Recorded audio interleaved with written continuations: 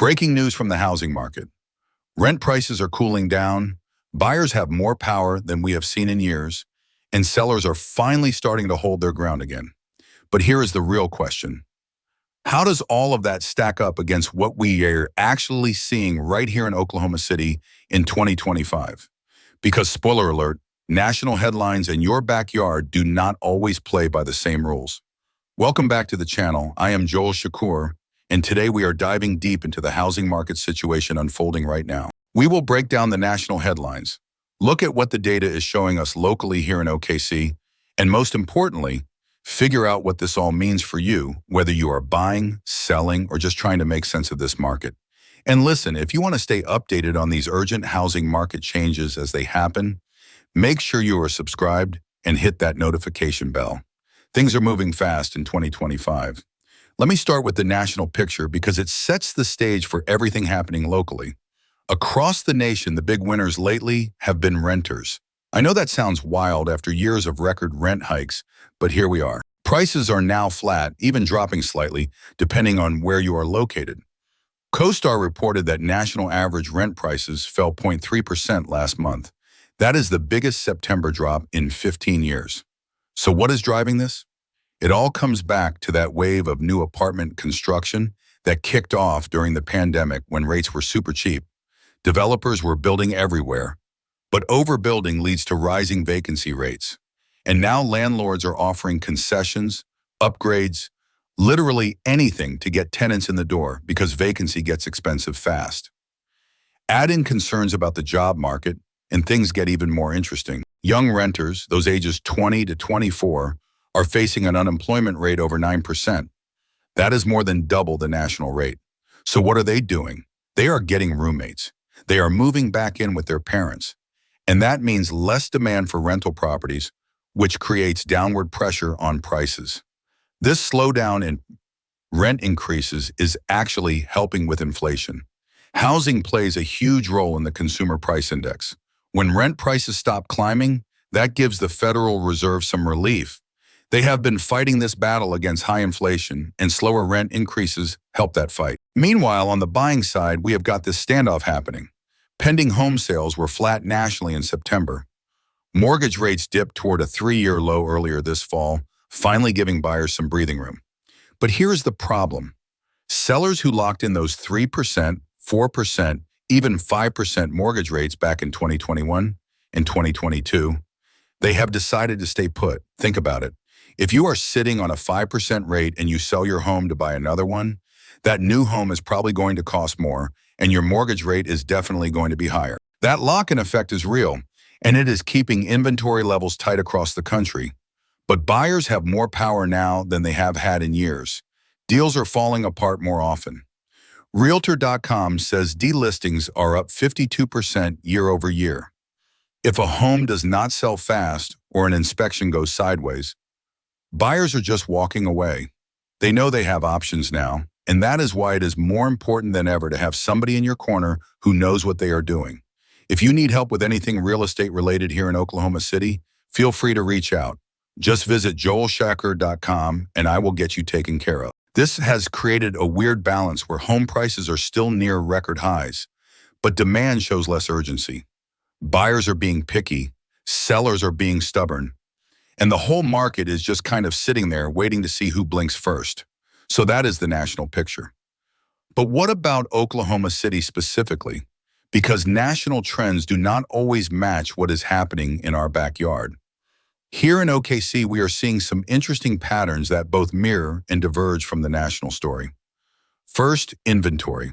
We have seen a slight uptick in available homes compared to this time last year, but we are still nowhere near what you would call a balanced market. That lock-in effect is real here too. Nobody wants to trade a 3% mortgage for a 7% one. Median home prices in the Oklahoma City metro are holding steady. We are not seeing the wild appreciation we saw in 2021 and 2022, but we are also not seeing significant drops. Prices are basically flat, maybe up a couple percent year over year depending on the neighborhood. And hey, if you are finding this valuable so far, drop a like to help others discover this information.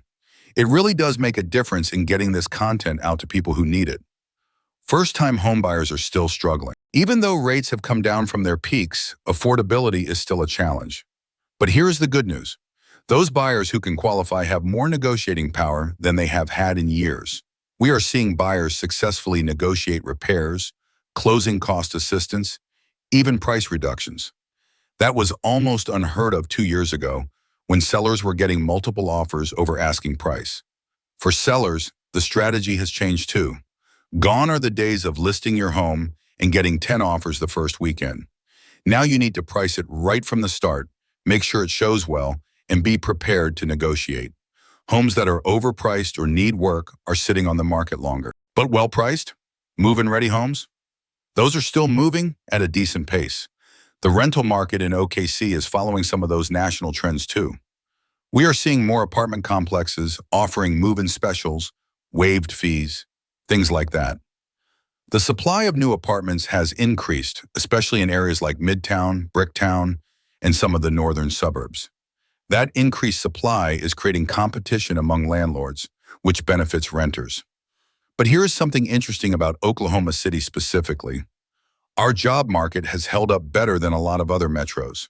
We have got a diverse economy with energy, aerospace, healthcare, and government jobs providing stability. That is helping to maintain some baseline demand for both rentals and home purchases. Another factor unique to OKC is our continued population growth.